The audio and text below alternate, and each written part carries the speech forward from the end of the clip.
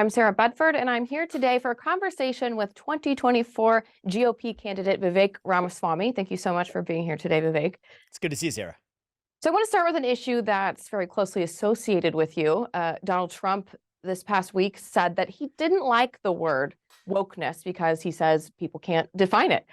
So first, I want to hear your sort of short definition of the term wokeness, but also, do you think that he potentially has a point that maybe caring about wokeness is a sort of luxury that maybe the struggling blue collar worker can't necessarily afford to make his or her top priority? So obviously, I wrote the book Woke Inc. I wrote Nation of Right. Victims afterwards. And so I've thought about this issue deeply. I do think Trump has a point, but I see it completely differently than either he or DeSantis or others do. Wokeness, let's just call it what it is. It's a new philosophy in our country. It's not new anymore, but it's a new dogma over the last 10 years that says that your identity is based on the genetic attributes you inherit on the day you're born, race, gender, and sexuality, and that you're either an oppressor or you're oppressed based on those identities, and that we have to do everything we can as a society to correct for those injustices, such as using racial quota systems or gender or sexuality-driven quota systems in corporate America's boardrooms, in who gets a promotion at work, in who gets into college, and so on. That's a pretty clean, practical definition of what woke culture is all about. I think the left and the right broadly will agree with that definition. Now the question is whether or not it's the right thing.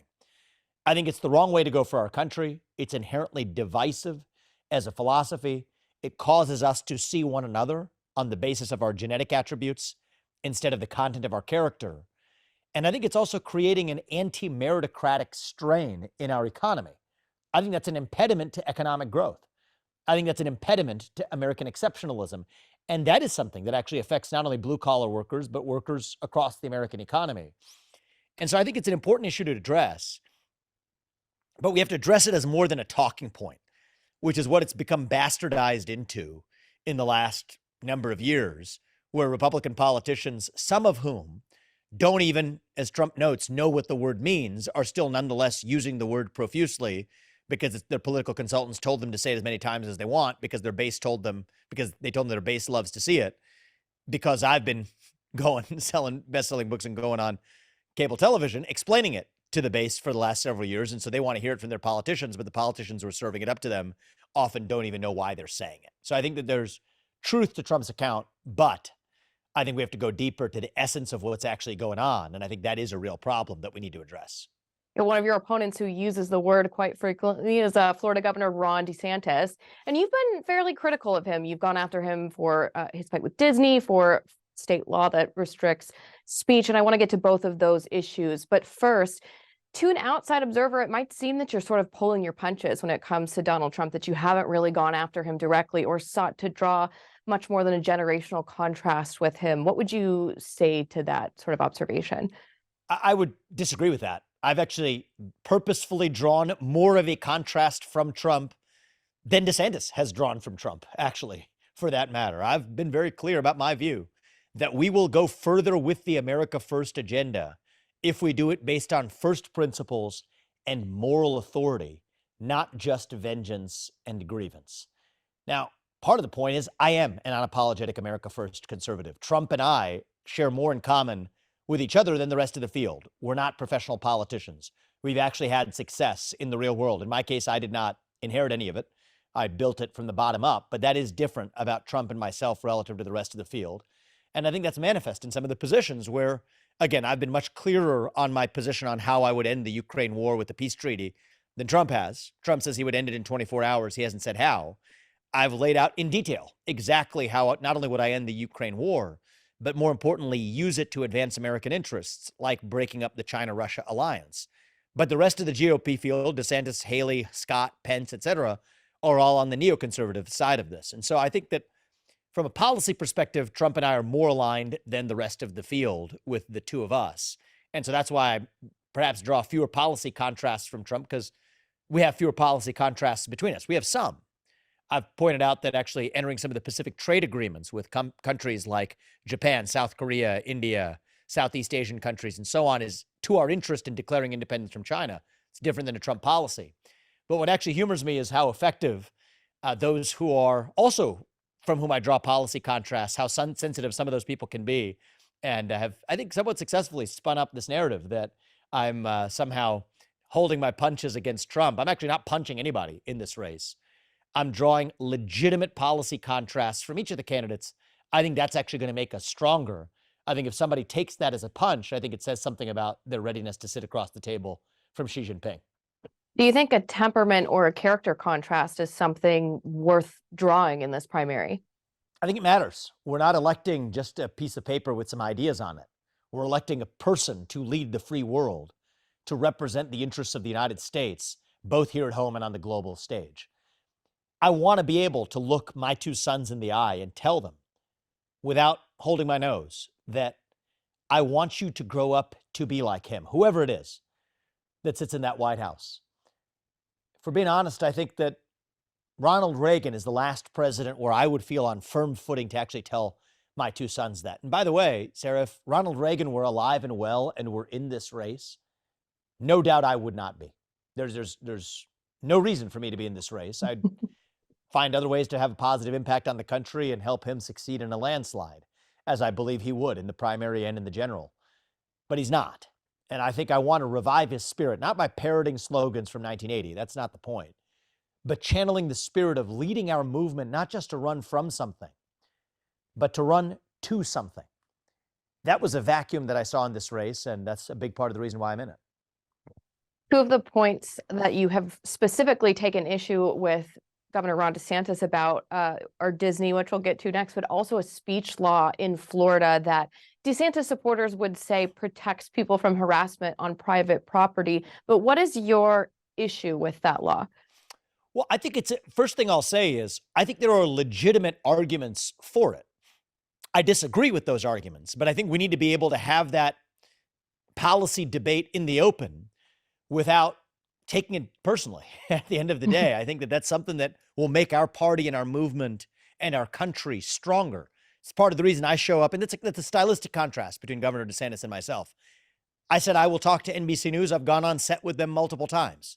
He says he won't talk to NBC News because they're not nice to him. And they're not nice to me either, or others in the Republican field.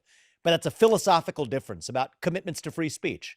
I believe character of free speech means we talk to everybody, even those who disagree with us. And so I think that stylistic contrast manifests itself in some policy contrasts as well. I am a free speech absolutist. I think the right answer to bad speech is not less speech, it is more speech. I think Governor DeSantis, through evidence through some of the policies that he signed, doesn't necessarily agree with that view, and that's okay. We're allowed to have disagreements. I think that makes our party stronger.